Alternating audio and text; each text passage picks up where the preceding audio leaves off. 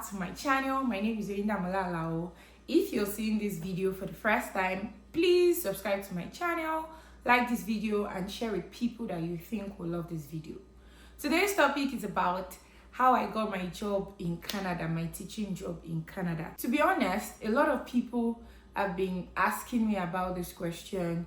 A lot of people have been really wanting to know, how did you get your job in Canada? How did you get your teaching job in Canada? And a lot of people just want to know for the sake of information sake, because it helps you to make informed decisions. And I've explained to lots of people, like I'll explain to this person, explain to that person, I would explain, and I got tired. I'm like, why not shoot a video on this and let's see how many people it can reach. And I'm sure that there's somebody here who knows somebody that wants to be a teacher. So please share this video to them. Make sure they also share to another person, and then they like this video and you're subscribed to my channel. Thank you so much for being here. That being said, let's dive quickly into the topic of today. How did you get your job as a teacher in Canada? And a lot of people have these questions of, oh, I was a teacher back home in my home country. How do I translate and get here to become a teacher? The truth is, I cannot bring you all the way from your country. If you're watching from any country, I can't bring you all the way from your country, or the teaching job cannot bring you all the way from your country. Because I've also heard questions like that. Oh, I'm a teacher back in Nigeria. Can I just come here in Canada? Please, you have to get here first to get into all of these processes. That's a big disclaimer right there, because so many people think that it was the teaching job that brought me here. It was my teaching experience, yes, for express entry. So I had to put in the work before I was able to get here. So now that that is out of the way, how did I get my job here? First things first, I would like to talk about how to qualify to even first become a teacher. And I already spoke about this in a few videos. Like, I know that I even shot a video with an internationally trained teacher who evaluated her degrees, and then she got a certificate.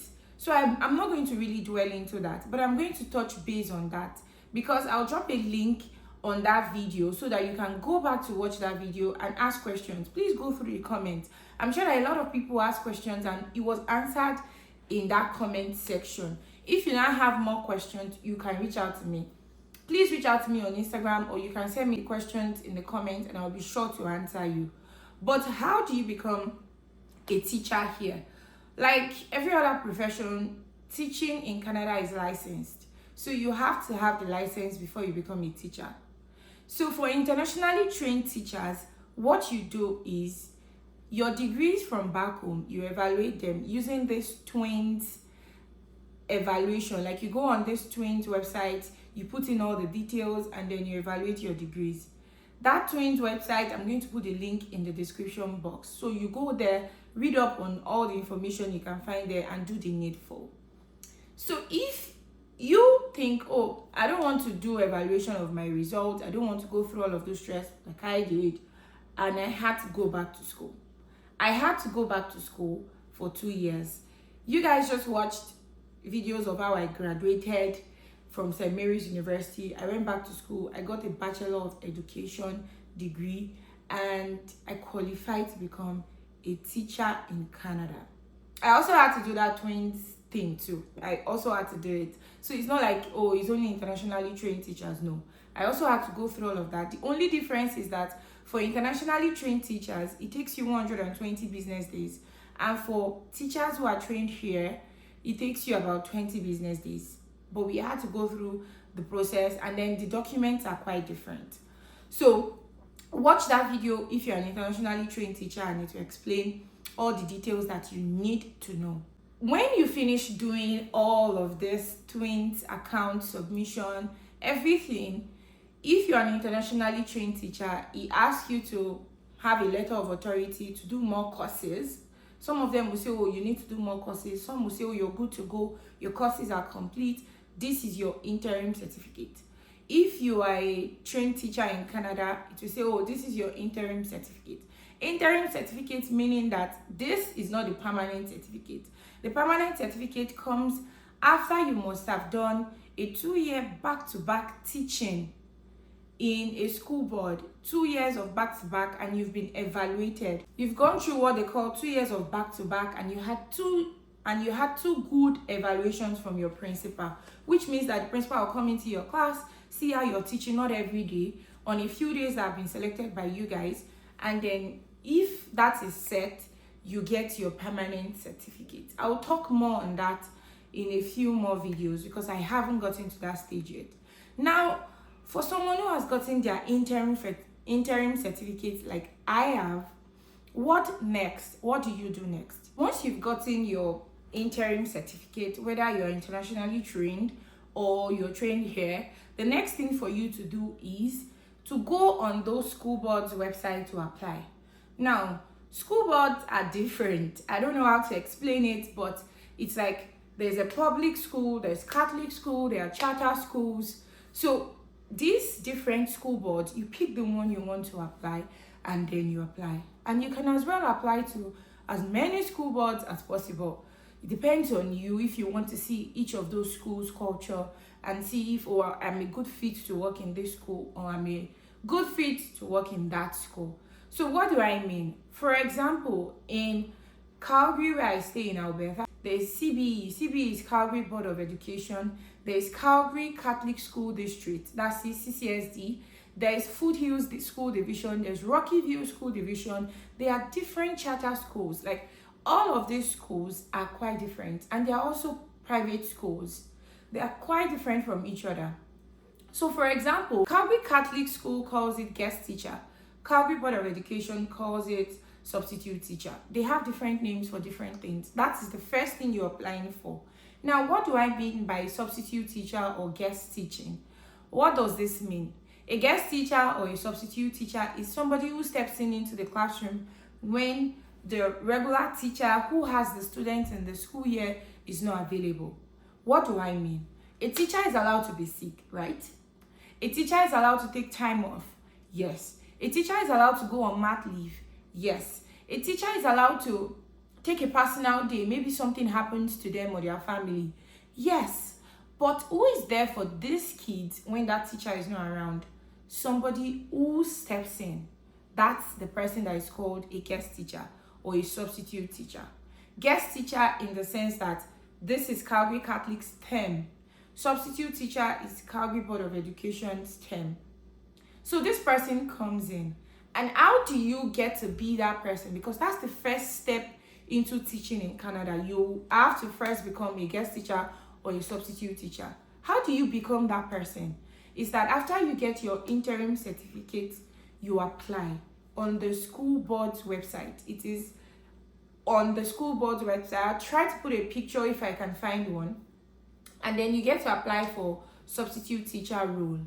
What do you need to apply? You need first your resume. You need next your cover letter. And then you put this into the system, you apply, you fill in all other details that is on the application, and you get an interview. When you get an interview, they ask you questions about all the things that you listed out in your cover letter or in your resume, your experiences and all of that.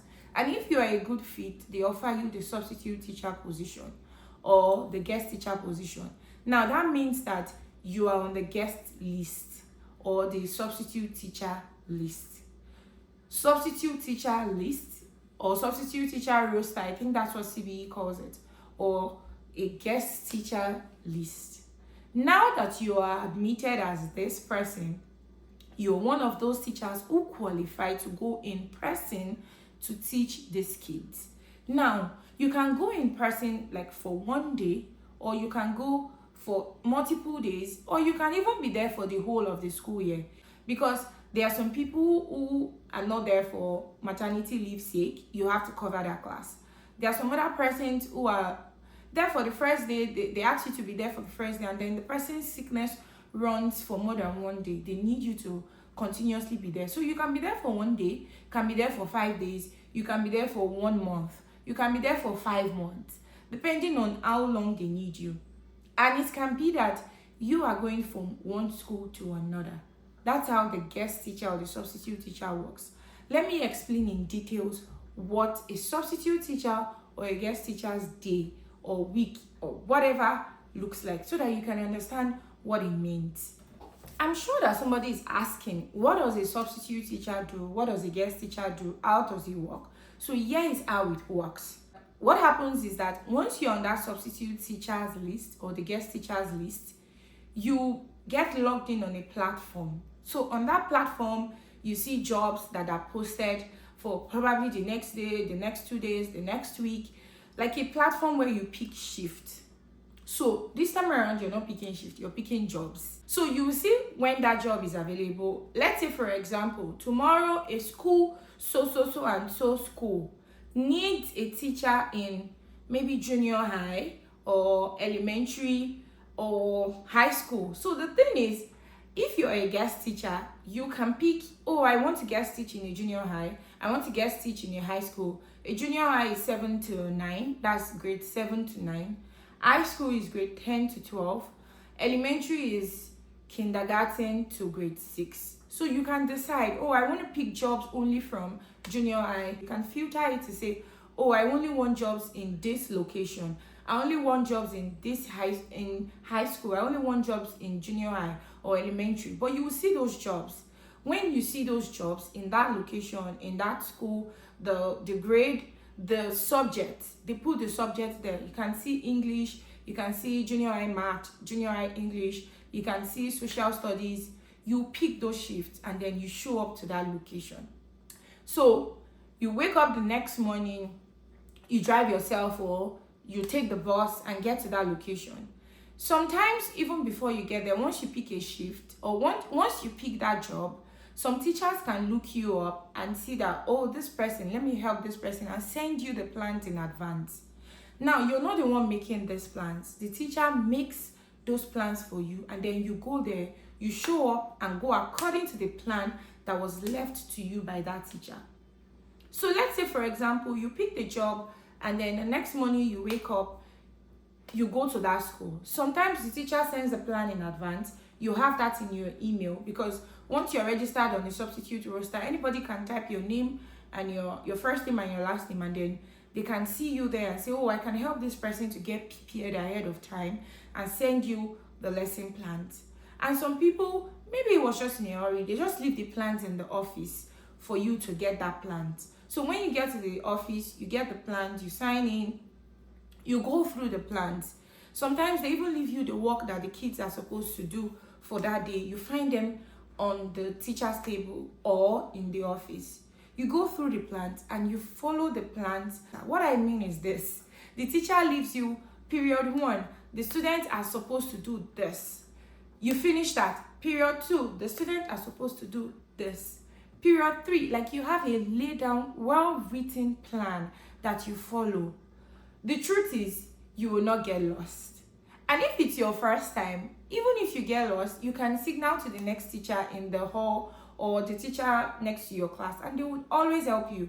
Because one thing I found out on this journey for myself is that teachers here are so helpful. They don't want to leave a first year teacher hanging. They always try to pitch in. Oh, the first day I walked into guest teaching, for example, was my first day, and it was the school I did my practicum, so it wasn't much of an issue. And that's because I was also trained here.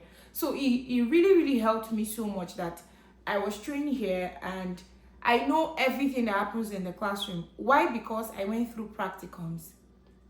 So in all of those practicums, I saw everything that a teacher did and how you need to go about the day, because I was also teaching full-time during my practicums.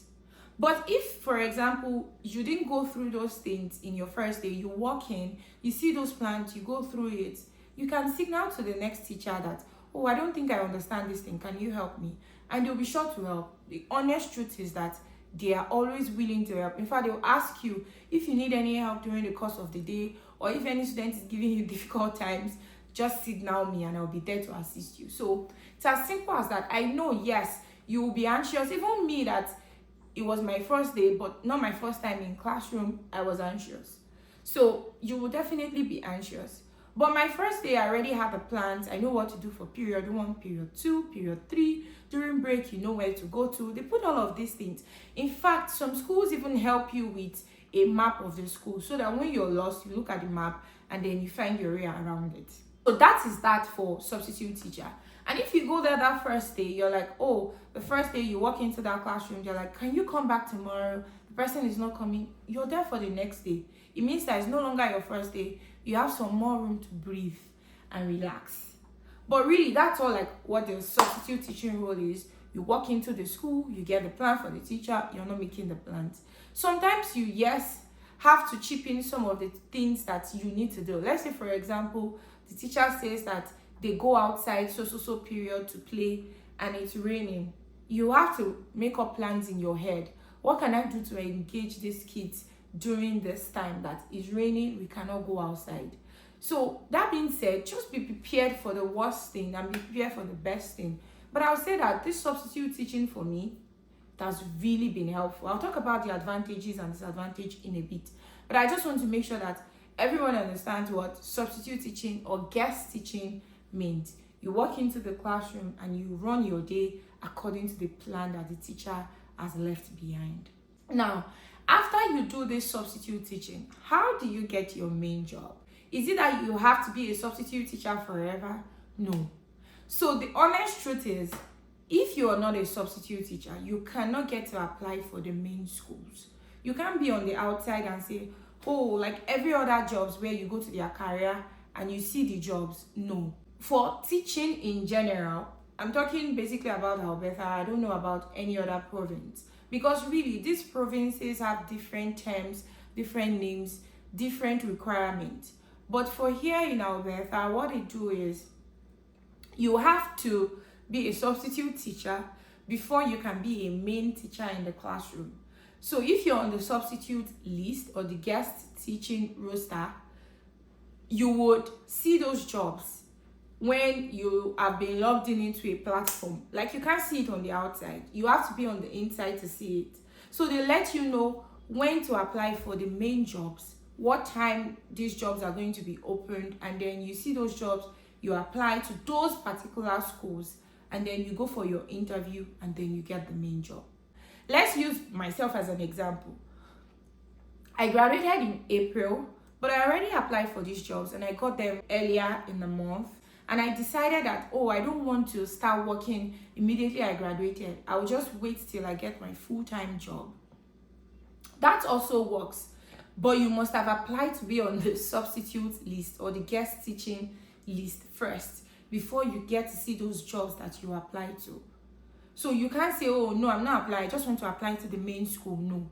Guest teaching first before you see those jobs. So I'll just quickly run through for me. What are the advantages of guest teaching? What are the disadvantages? And a few last notes, and then we'll wrap this video up. What are the advantages of guest teaching, or what are the advantages of being a substitute teacher? For me, the first thing is that you don't have to do any planning. It's a chill job. You walk into the school the first day, you get the plan from the office or from the teacher, and then you follow the plans that the teacher has. You do nothing.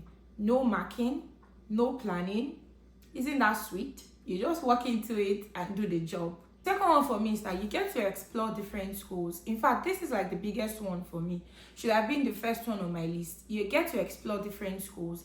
Like, you walk into this school today, you're in another school tomorrow, except you plan to take a long-term contract. You walk into this school this morning, you see the school, you like the school, the culture, everything. In fact, the classroom, you get to experience what a teacher's classroom looks like. They set up their classroom differently. You're like, oh wow, I love the way this teacher has set up their classroom, and I would love to replicate it in my own class.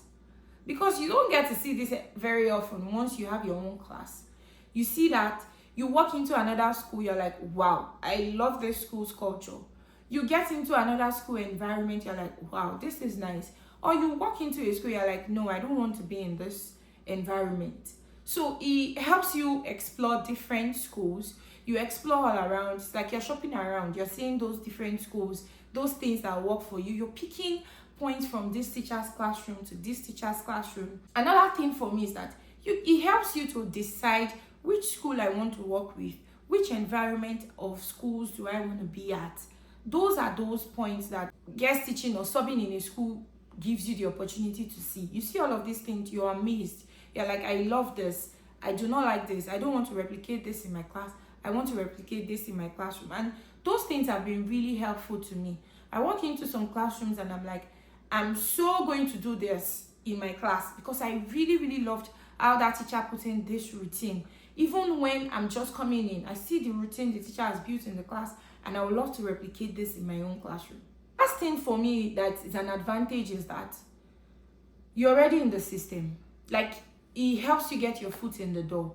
If you're a very good substitute teacher or a guest teacher, the principal likes you, the student likes you. You've gone there, the student likes the way you were able to handle the class, the teachers likes you, they ask you to come back. It's like you're getting your foot in the door for real. Because when there is an opening, they think about you first before somebody who is just applying randomly on the website. So it helps you get your foot in the door. It helps you know the system better than anybody who's just applying randomly online. And it helps you form a relationship with these people. They know you, they've seen you, they can vouch for you. Even the students can vouch for you. Let me give you guys an example. Now, I went to this school, and see the way I'm smiling, I really like that school. So I went to this school, I was subbing there the first day. The next day, someone texts me, a teacher in that school, to say, oh, are you available to come for my class? Was not the same class I was at in that school. And I'm like, of course, I'm available. It's close to my house. It's about 10 minutes from my house. That's another thing. If you're a good guest teacher, you don't even need to log into those platforms. Teachers will reach you by themselves. Maybe somebody speaks highly of you, like that's the relationship I'm talking about. Someone speaks highly of you about you handling their class very well, and the student talks about you and they're like, I like that substitute teacher. And the teacher just hears that, it's like, oh, let me use this person for the day I will be absent. They text you, they get your number, they text you, please, are you going to be available on so day? Please, can you come for my class? I'm like, of course. So I went to that class. I really loved it. The teacher was like, oh, I'll not be around also on so other day. Would you come in? And I was like, yes. And I really love those students too, because they were well behaved. It shows how the routine is working in the lives of the kids. And I now went to another class in that school, and I was walking on the hallway, and one of those students saw me. I was like, hi, Miss A. I go by Miss A in the class because they can't call my name. So, hi, Miss A, are you in for our class today? And me pranking those kids, I'm like, yes. And they're, oh, thank God. This, I'm like, yes. Only for them to see me at closing, they're like, no, you lied. You were not in our class. I'm like, I'm sorry. Next time your teacher calls me, I'll be there. Don't worry. And it felt good for me because I know that these kids like me. You're not there for them to like you, obviously. You're there to do your job. But at least these kids know that, oh, I do my job and I do it so well. And they like this teacher. So, helps you get your foot in the door. Helps you make good relationships. And that way, you can actually be in the system, be in that school. And that's it. Now, for the disadvantages, the first thing for me is that you don't have a consistent schedule. Like, you wake up this morning, you're going to a different school. You're driving to another different school the next day. You're driving to another different school the next day. No consistent schedule. Some schools close by 2:45. You're like, yep, you're going to this school. Then the next school closes by 3:45. Yep. Although they start later, that means they start later than the school that started earlier. So there's no consistent schedule. You don't know what schools you'll be at next week. You don't know what schools you'll be at next tomorrow. You just have to log into that platform to be able to tell. Except, of course, if you have a long-term contract. Which means that you don't have a specific location you're driving to. Today you're driving 20 minutes. The next day you're driving 30 minutes. But you can imagine doing it every single day. That's subbing for you. It can be sometimes stressful to drive long distance, and the fact that you don't know those locations, like there's a change in schedule every single day. Another thing is you can't form a relationship. This one for me is like one of the biggest ones. You're in this school today, you say hi, you like the school, you talk to the kids, you like the kids. You can't form a relationship with them because tomorrow you're at a different school. And also, relationships are hard to build. They need trust. So imagine you're here today. The kids know you're just here for one day. There's no relationship with you. You just do what you want to do and get out. So it's like you're not really forming anything in that how many hours that you're in that school, because you're constantly changing schools. You're constantly at different schools, except of course you have a long-term contract in that school. And the last thing for me is that sometimes those plans do not work. You have to, on the top of your head, make up plans that can work for that particular class. I'm not saying that you change those plans every time. I'm saying that some days those plans do not work. Like I gave an example earlier. If you have a plan to take the kids out to play, or they are going to do something outside, and the teacher did not leave a plan for if the weather changes, you should do this. You have to think on the spot, what am I supposed to do? So 100%, yes, it's nice, but there are some days where you have a few hiccups, or you walk into a school you don't know before. Like I've walked into a school, they're like, oh, today we are playing outside, and the kids love to be outside, but I didn't dress for the weather. I'm putting on a short-term clothes, or I'm putting on something that doesn't take cold in. So for me, my jacket is constantly in the car, because if there's anything, I'm putting on my jacket. So you have to prepare for the weather. There can be change of plans at any time, because it's not your class.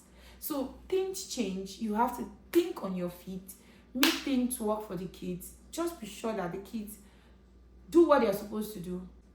They have fun, and you're being a good teacher at it. That's all a substitute teacher needs to make work that particular day. That being said, remember I said you have to be on the substitute list to get a full-time contract. And you need 2 years of back-to-back. 2 years of 2023 to 2024. You're a teacher for that full year. You had a good evaluation with your principal. 2024, 2025, you're in school for that school year. You have a good evaluation. Then you can get your permanent certificate, which means that you're a permanent teacher in Alberta. I don't know about any other province. But that being said, it's quite doable. You're building your experience even as a guest teacher. You're getting your foot in the door. You're getting to know the system better. And you're doing something you love. Like for me, I really love being a teacher in Canada. I love it. My husband says that when somebody asks me the question, oh, how to become a teacher in Canada, my dear, I'm giving you a rundown. I will talk till I'm tired, because I really love it. I love that so many things I'm learning are new. So many things I'm learning are fresh. It's a good experience for me. I'm building relationships with these kids. I'm helping them see themselves to a better future. And at the same time, I'm also seeing myself to a better career. It's a career that I love. I would love to grow in it. I would love to see myself doing so well in this career. And I pray that it all comes together for good for me and for anybody who is watching this video who wants to become a teacher in Canada. Don't let anybody discourage you, because I've heard from people who say, oh, you're in Nigeria and is your accent not this, is your accent not that, is this, will you go far? Somebody has told me that you will not go far as a teacher in this Canada because you are black. Every place I walk into, these principals, these teachers, these students, a lot of them, I would not say 100%, a lot of these people welcome me. But you see the tiny bit of those people who do not, they don't even matter, because those people who care about you are the people you should look at, not those people who do not care. So it's not something that is not doable. If you want to get into it, be happy at it. It's a career that I am happy with. I love. It's paying me good money. That's the last thing I will talk about. I remember posting that, oh, as a teacher in Canada, you would earn a lot, you will make so much money, 6 figures and all of that. And some people came for me in the comment section saying, oh, she's lying, she's this, she's that. I am living the experience. Are you? So why are you challenging me? Bring your own evidence. Let me bring my own evidence. As a substitute teacher in Canada, if you're working for one day, you get paid at least for these 2 Board of Educations. For Calgary Board of Education and for Calgary Catholic School District, you get paid $235 per day to work as a teacher, substitute teacher in Canada. $235 per day. I put the link, that's my evidence. I'll put the link in the description box so that when anybody's coming for me, in fact, this link has a list of how much substitute teachers are paid in different boards. So you can look it up and see, oh, do I want to work with this board? Do I want to work with that board? Yes, am I going to make so much money? How much are they making? I'll put that link in the description box so you can see. And for evidence, for those people who are doubting Thomas's, the link is in the description box to see how much a guest teacher, a substitute teacher makes in Canada. So that you don't say, oh, don't quote me. Quote that link. Quote that link and you see your evidence there. That being said, thank you so much for listening to me in this video. I hope that I've helped somebody. I hope that you watching have also sent this video to somebody you know needs it. I hope that you like this video. Please like this video so it can be pushed to so many people who need to see this video. Like this video, share, drop a lovely comment in the comment section, and I will see you in my next video. Hopefully in the next video I will share my experience of how I got my own full-time job. Right now I'm still a substitute teacher and I love it. I love my job. I'm enjoying myself and I'm grateful to God that I'm doing that job. Thank you so much for watching and I will see you in my next video.